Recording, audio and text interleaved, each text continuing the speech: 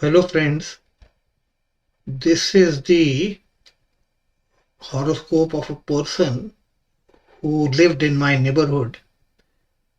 I used to know him casually, and but I think everyone in our neighborhood knew him for at least one reason, and that was his temper that would explode at least once in 10 days, creating a public scene. And I'm not talking about a simple kind of a temper. I'm talking about a temper that would explode, and it would often take a very um, violent kind of a scene, something like this.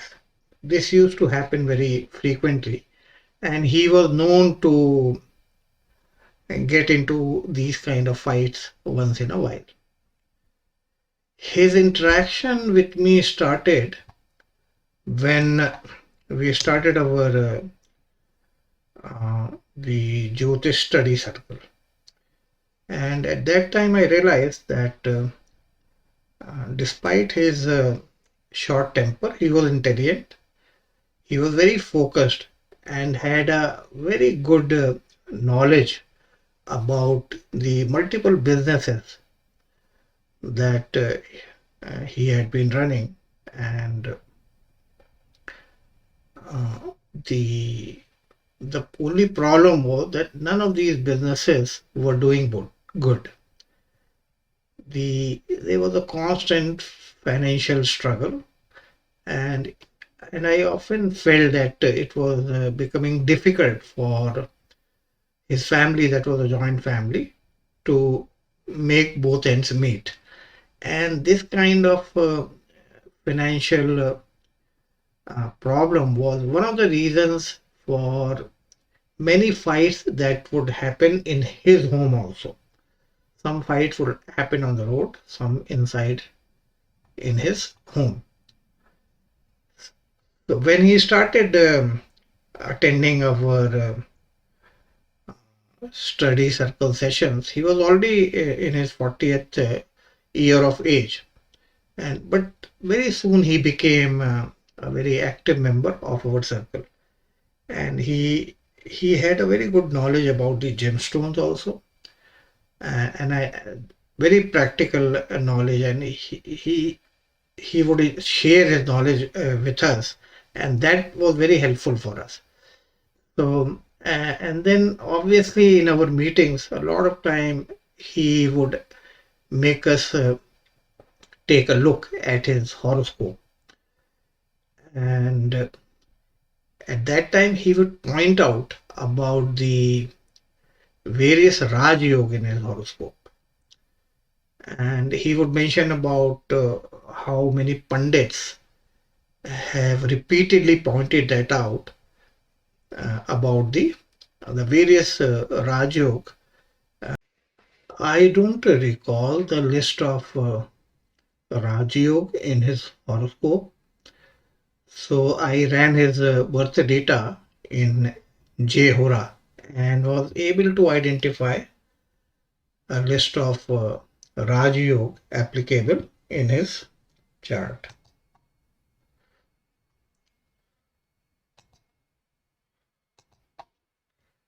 Here is the list of the yogas, and that was a Nippon Yoga, skillful, expert, well known and respected. I would say skillful is fine, and expert I'm not sure. And then it has NFA, comforts, good looks, and characters. So comforts is definitely ruled out. And looks wise, I would not make any comment. And character wise, also, he was okay. And then there were a lot of these other, like these rich, famous, eloquence, and then enjoying the wealth, then again wealth, then success and achievement, and successful and high achievement. There are lot of these yogas that are there, and so he would treat these yoga as some kind of prized possession in his life, and every time when there was some kind of a discussion on his horoscope, then he would proudly announce about all these various Raj Yoga in his horoscope. But in some of the discussions, we pointed this out to him that compared to the Raj Yoga that he has been mentioning, the the kind of life he was leading would not be justifying the all kind of Raj Yoga that were there in his horoscope. Initially, of course, he would defend these Raj Yogas, but it took him a while to realize that half of his life has already been exhausted, and the and many things in the life, the accomplishment in the life, those were not there. The Raj Yoga were there in the horoscope, but when somebody was trying to match the result of those Raj Yoga with the actual achievements in his life, then we realized that, and we told him this, that his business was not stabilized.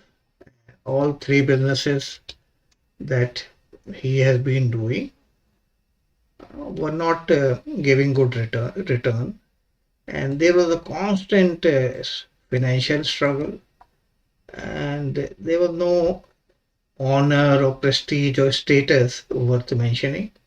House was an ordinary house. He had no car. There was no vacation.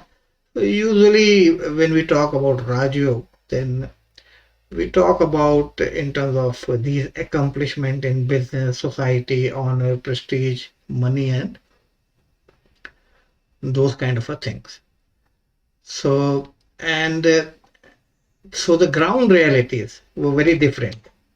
And so slowly he came to terms with that, and that is the time when in our study circle we were also moving to the Krishnamurti Paddhati, and where we found that Krishnamurti had a more matter of fact approach regarding the Raj Yoga. In fact, he has criticized the traditional way of looking at the Raj Yoga and then comparing it with the actual event in a person's life.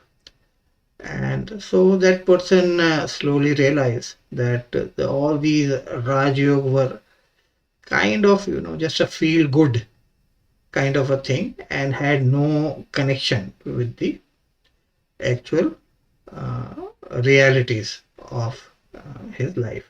So now let's take a look at his chart, and I'm going to just focus on a couple of things. One is the character sketch, and second is the what exactly is meant by Raj Yoga in Krishnamurti Paddhati, and how the Dasha decides that what kind of a lifestyle a person is going to enjoy or not enjoy. So now if we look at the the ascendant, so and in many of my videos I pointed out that for the character sketch, the ascendant sublord, which is usually recommended in the KP, it's not very helpful. The sublord of the ascendant and the character sketch based on the sublord of the ascendant is not very helpful. All you have to do is, and this will not fail in most of the horoscopes, is to look at the Lagna chart and look at the ascendant sign and look at the planets. The malefic planet in the ascendant like Mars, Saturn, Ketu, Rahu, these are not deemed to be good. Shri Krishnamurti in one of his articles has mentioned that these planets are not deemed to be good when they are in the ascendant, and that we have to look in the Lagna chart.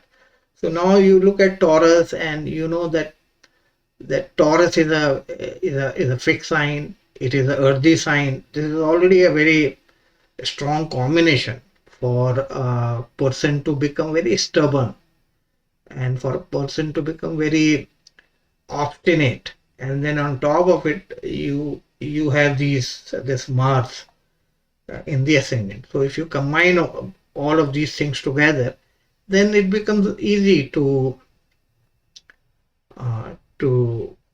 make it out about the character sketch of a person. Even if you don't know about that person, you can confidently make a reasonably good assessment just by looking at the ascendant chart, the Lord of the ascendant, and if any of the malefic planet is occupying. I will take some of the charts in future videos where I'll point out what happens when Saturn is occupying the ascendant in the Lagna chart.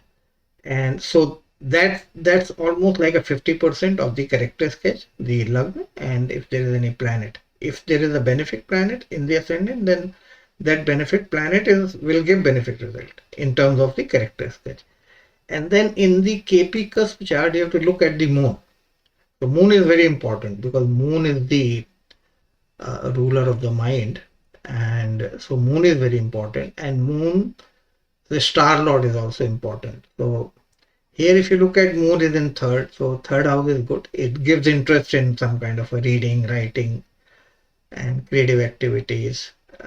And then but the moon in the star of Saturn, this is not good, and the moon Saturn combination is not good.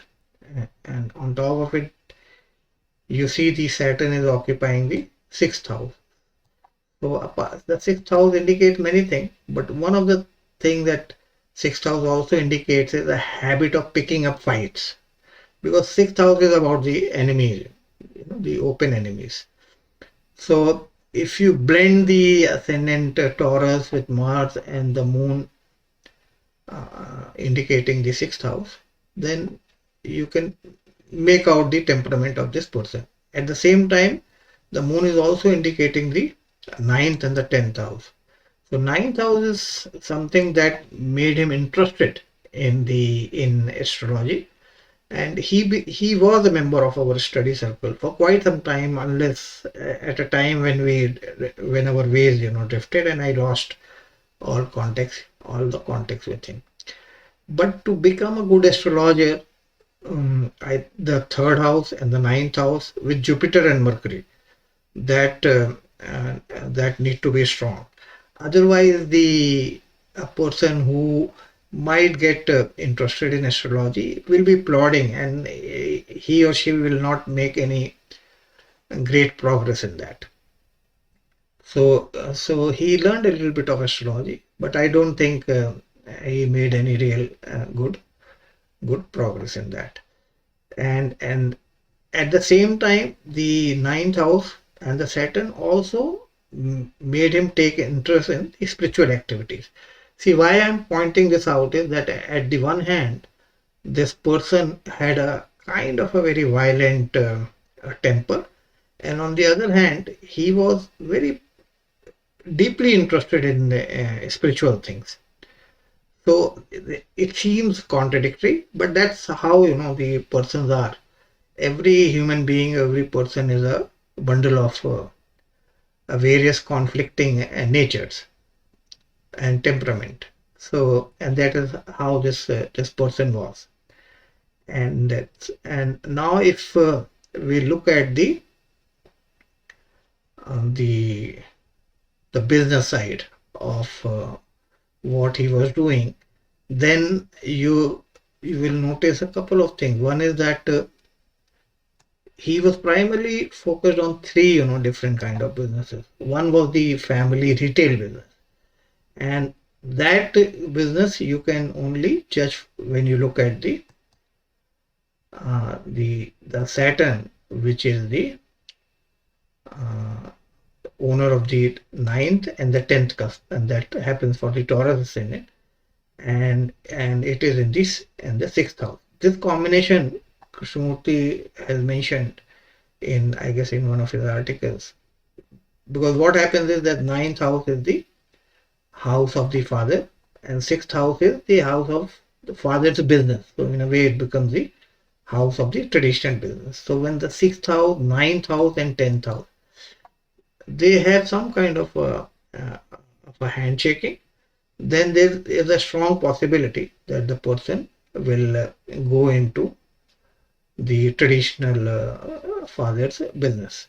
And and you can't rely on the 10th, the sublord of the 10th cusp and all those things don't work. If you have to identify the business according to the horoscope, see, in horary this will work, but in the natal chart this doesn't work. In the birth chart the challenges are very different, and Krishnamurti has come up with different kind of approaches in identifying the business. So one is this, that I was able to recall, because a lot of people they go for the business, the family business. And the second thing is that if you look at the uh, the Mercury, so Mercury becomes the lord of the second house and the fifth house.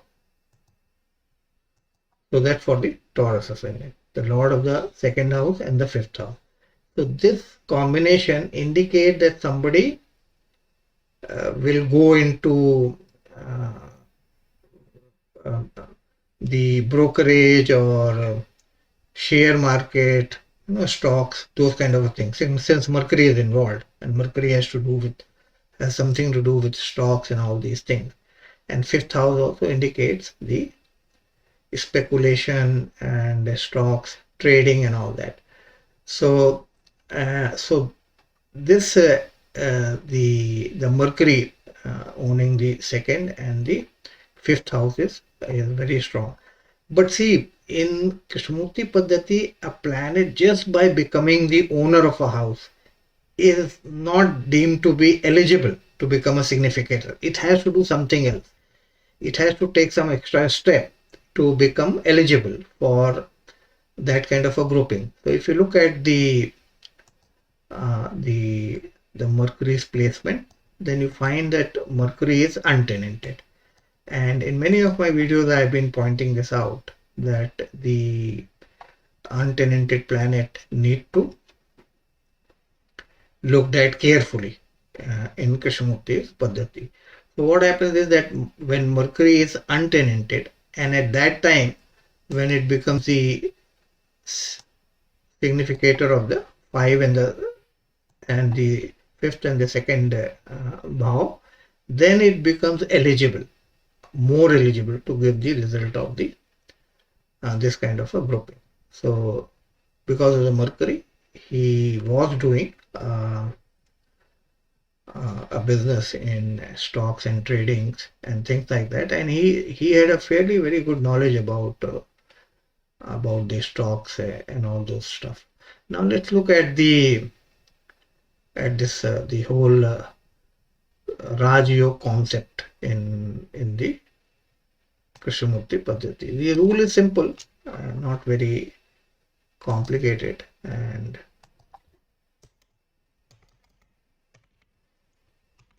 so what Krishnamurti says is that the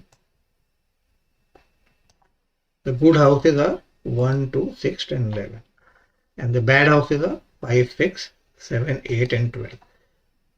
The sixth house is a turncoat. It can do good and bad both. In some matters it will do good. For example, for money it is good, but for the other things in life, like having some kind of a competition, public enemies, and all that, sixth house is not good. So sixth house is common between these two set of good and bad houses. And then these bad houses in terms of the Raj Yoga. And when we talk about the Raj Yoga, obviously we are talking about the a person that is reasonably successful in life in terms of having a financial stability, a good business, a status, and then that kind of a thing. So the bad houses are the 5, 6, 7, 8, and 12. And out of that, 8 and 12 are very bad. And, and they will result in the loss of wealth or reduction in income or the pressure from the creditors. Now let's look at the Dasha. See, if you look at the distribution of all these numbers over here, then you will find that there are good numbers like 10 and 11. But when you take a close look at these numbers, then you see there is a different story that seems to be unfolding. So the for the Dasha, the rules are very simple. Dasha's rules are very simple. And it's a matter of common sense. So let me first write down the Dasha rules. These are the Dasha rules, right? If Dasha is strongly negative, and then the Antardasha will not bring about any drastic changes. So if person is going through a Dasha that is totally negative, and he or she runs the Antardasha that is strongly positive, even then it's not going to make any dramatic or drastic change. And if Dasha is strongly positive, and if Antardasha is strongly positive, then it is good. It's a matter of common sense. Similarly, if Dasha is strongly positive and Antardasha is even strongly negative, even then uh, the the the Dasha will be able to carry that person on its shoulder. And if Dasha is both, means the Dasha is showing the positive trend as well as negative trend, then both things will happen. When when there is a bad Antardasha, and then it will join hands with the negative side of the Dasha, and then it will bring about bad result. And and when it is positive, the Dasha and the Antardasha, then the positive side of the Antardasha, the Dasha will manifest during that Dasha Antar period. And if Dasha is neutral, then a very strong Antardasha will be positive. And if Dasha is neutral and if Antardasha is very negative, then those negative results will also be felt. So this is a no-brainer, I guess. This is just a matter of a common sense. Now let's look at the Dasha of this person, right? So we started with the Saturn Dasha, and the Saturn Dasha, if you look at Saturn, the Saturn is not very,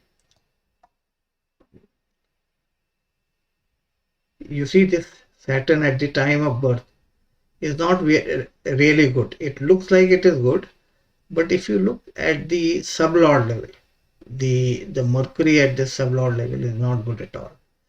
This the 12-5 combination and the 12-2 combination, these combinations are not good. This the 12-5 into all these combination arising out of this at the sub level, the 12-5 or the 5-2 or the 12-2, these are all bad combinations so far as the income side is concerned. And on top of it, the Mercury is untenanted.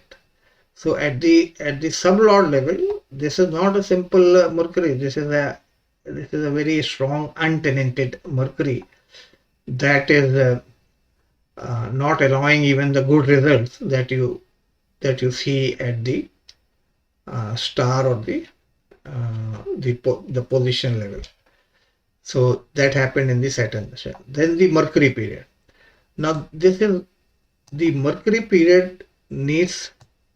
This is the period when you have to take a close look, because Mercury is untenanted, and so when you are judging this period, when the planet is untenanted, then the strength of this almost moved on to the star level. And this is how then you will understand that the how why the Mercury Dasha was bad for this person. Now this combination, if you look at this combination, then you have 12, you have 5, you have 8. So all these 5, 8, 12, which is a very bad combination for especially from the financial perspective. Then you have the 6, 8, 12 combination also arising. So the untenanted planet, say strength at the column 1 actually moves to the column 2, and then it creates a very strong and a negative combination. So never forget to take a closer look at the planet that are untenanted. And of course, during Mercury Dasha, they might have made some money, but eventually this period is not very conductive, as you can see. And then the Ketu Dasha. The Ketu Dasha is, you can see the Ketu Dasha is not good at all. Right? You can see that Ketu combination is not very helpful.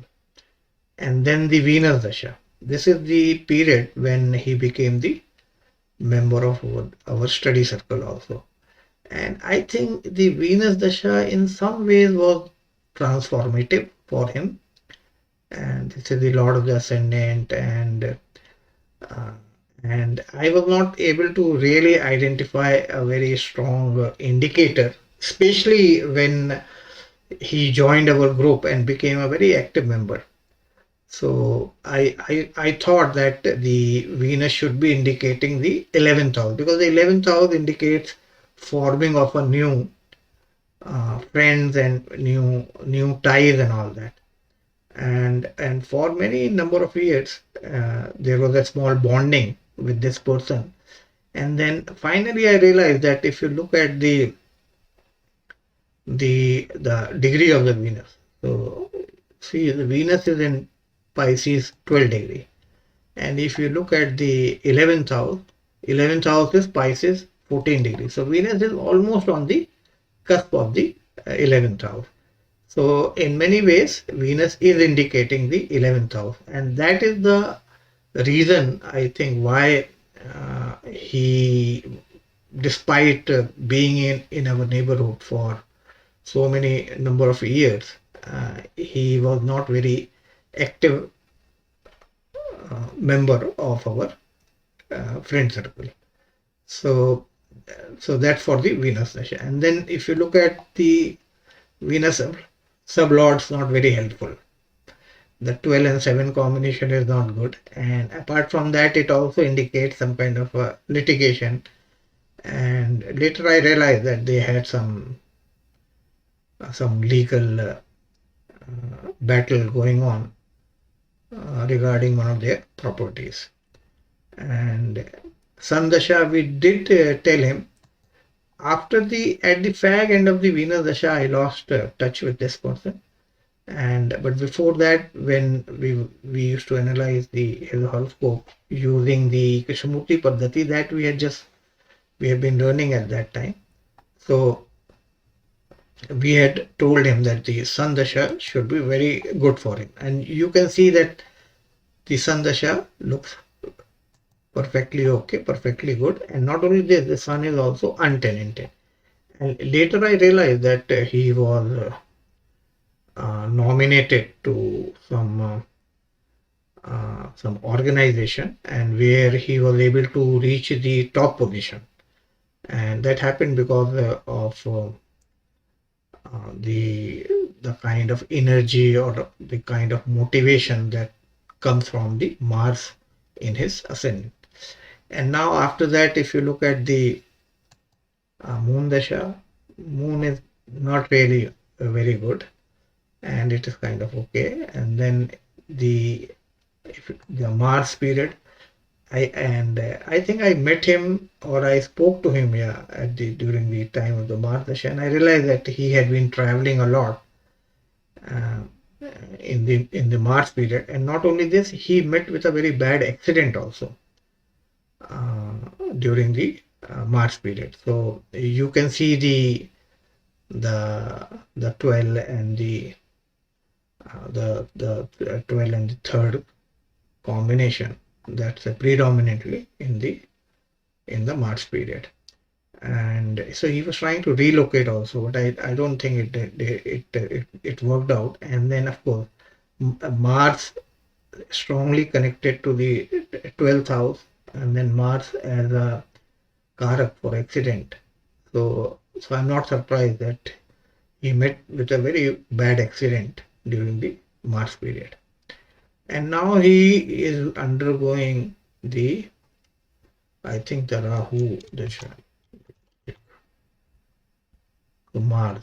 So after, sorry, the Mars period, then his Rahu period will start in the year 25. Right? This is the period then. And if you look at Rahu, it is indicating all bad houses, except for the Badak house, which for the Taurus ascendant is the 10th house. You see the Rahu indicates the 7th house, the 2nd house, the 8th house, the 12th house. So it seems like any Antardasha that's a very strongly connected to the 9th house, which is the Badak Sthan, might not be good for his health. So